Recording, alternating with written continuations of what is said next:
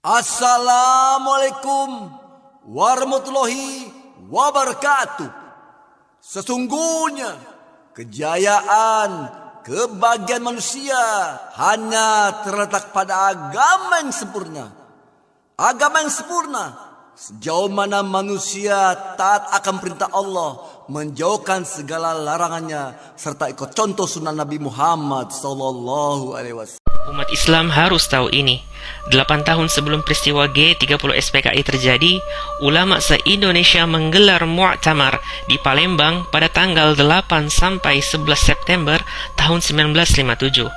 Para ulama memutuskan beberapa kesepakatan, yaitu: yang pertama, ideologi atau ajaran komunisme adalah kufur hukumnya dan haram bagi umat Islam menganutnya. Kedua, bagi orang yang menganut ideologi atau ajaran komunisme dengan keyakinan dan kesadaran, maka kafirlah dia dan tiada sah menikah dan menikahkan orang Islam.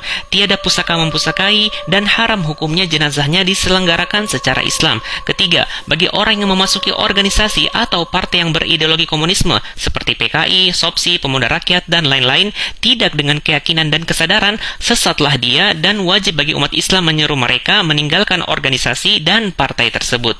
Yang keempat, walaupun Republik Indonesia belum menjadi negara Islam, namun haram hukumnya bagi umat Islam mengangkat atau memilih kepala negara yang berideologi komunisme.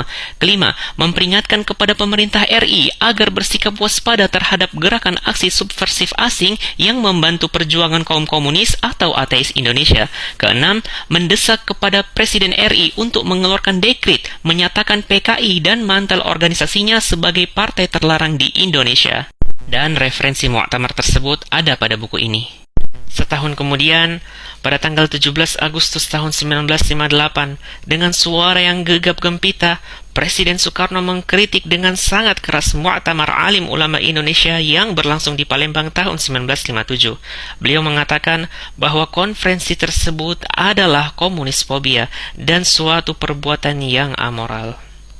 Kemudian, ketika peristiwa G30 SPKI terjadi, Buya Hamka mengatakan, rupanya Allah hendak memberi dulu cobaan bagi rakyat Indonesia. Kejahatan komunis akhirnya terbukti dengan Gestapunya G30 SPKI.